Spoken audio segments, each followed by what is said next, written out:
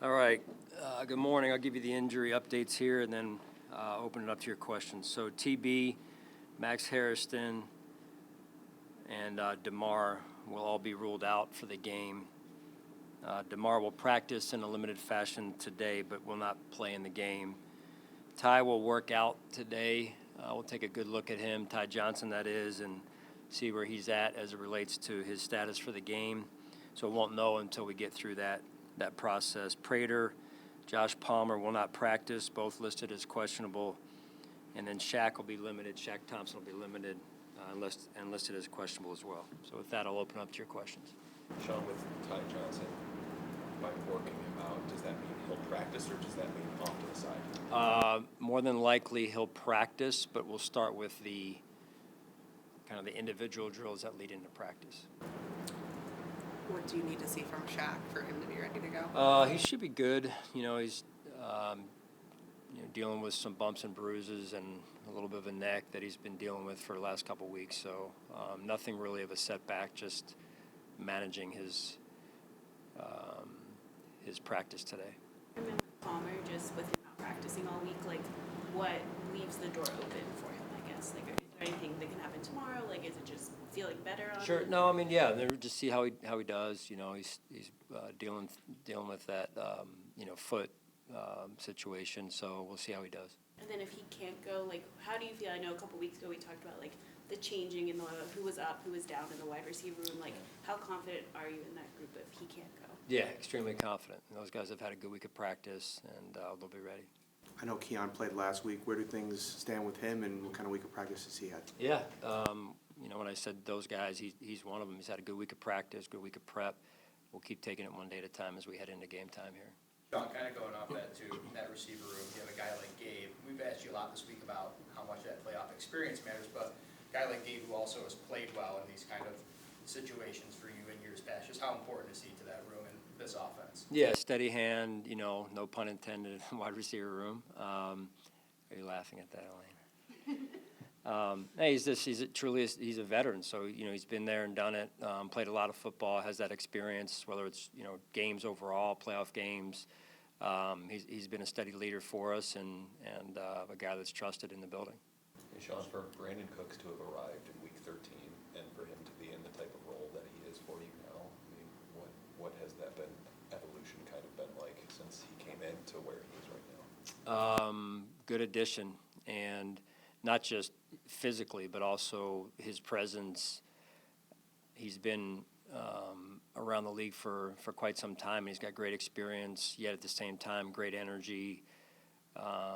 For a player, to your point, Joe, of not being here all that long, he has a certain level of leadership that he brings to the table because of his presence and the way he approaches every day at practice and every day in our building here. So he's been a good addition.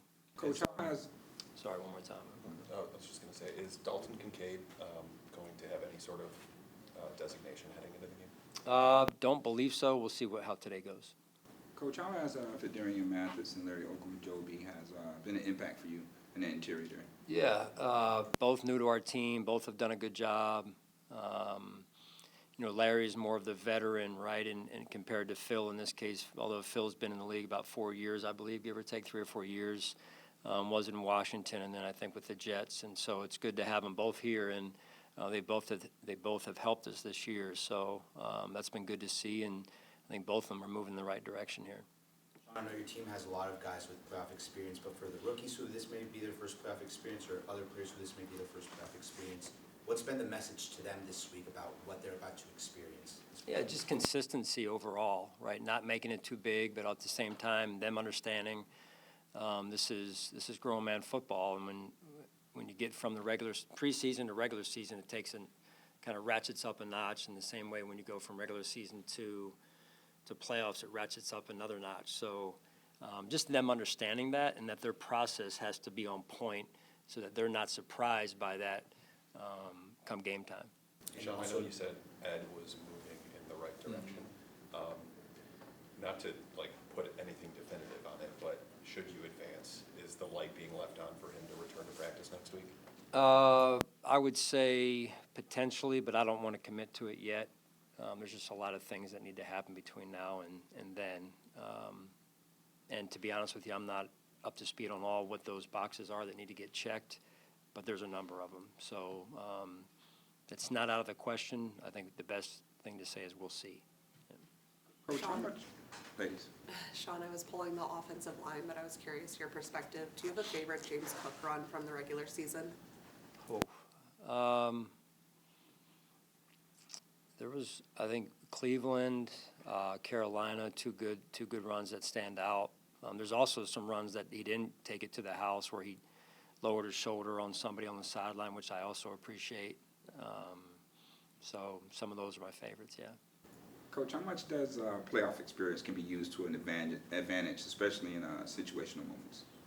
You know, the game's going to get decided where it's going to get decided, which is between the white lines. That's how it goes. So, you know, what's important for us is we have to get ourselves ready to play a good, sound football game against a really good football team at their place. And like I said the other day, they've had a near perfect the last 10 games, call it, give or take. So, you know, we've got our work cut out for us. Have you seen Matt Milano really get in a good spot over the last month, the further he's away from the injury? And Yeah, for sure. Yeah, I mean, you're asking it, so you've probably noticed it. I've noticed it. I think his teammates have noticed it. He's playing really well and very confidently right now. how does it make a difference for your defense when he's playing at that level? Yeah, he's playing fast. He's flowing. He's physical. He's running around. That's the Matt Milano we all know and love. And usually when you're playing defense that way, it's infectious as well. Trevor has been a really dynamic runner. For you guys specifically as a defensive unit, how do you feel like you've handled quarterbacks that can kind of do both this season, and what has to go well for you to maybe keep that under wraps this weekend against Yeah, them? it's a challenge. It really is. I mean, it started really back early in their season as you go through the games, and you watch what he did and when they played Kansas City down there, and you know, Kansas City had the lead, and he scrambles around and makes some big throws and brings them back from behind to win it. And so that part of his game is definitely ratcheted up this year. And so, you know, it's a hard thing to manage. Anytime a quarterback's mobile, you got to handle the throws that they can make. He can make all the throws, and then you look at what he can do when the play breaks down. So it's going to be all hands on deck.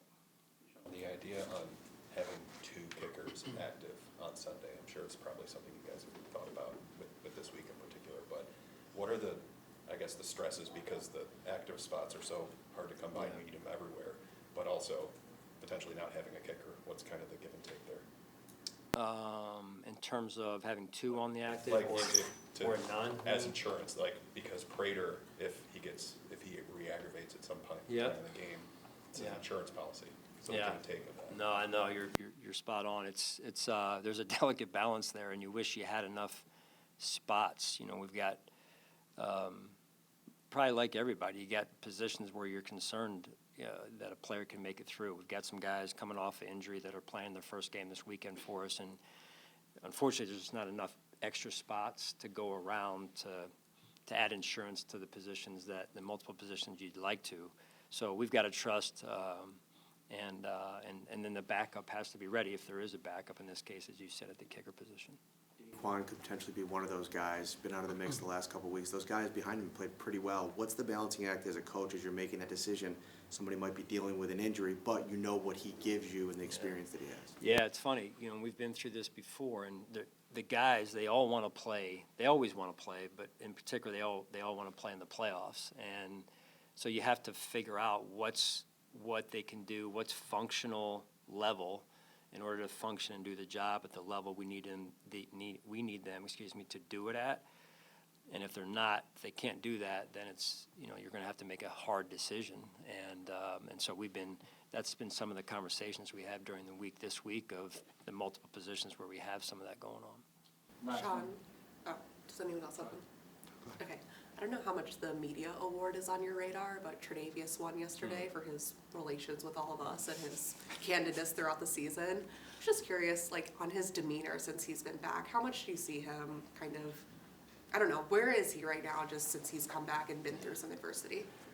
Oh, that's, I mean, it's life, right? You go through adversity in life, and he's definitely gone through adversity on the football field. And, you know, there was some, I'm sure, he would say it, dark days, and maybe he's alluded to that, you know, coming off of the knee, then the Achilles, and then he wasn't here, and now he's back. And even, you know, I think I noticed some of those dark days, not I think I know, and the adversity that comes up in people's lives after the knee and then shortly after the Achilles, and then he was, you know, not here and played for the Rams and then Baltimore, and then he came back and was still trying to get himself where he is now, quite honestly. And so, you know, you could just see him physically dealing with it and the extra treatments and the early, you know, up early, in here early, staying late to work on his body, and you could see the mental challenge it was to him as well, so which is natural. And he's done a phenomenal job of working himself back to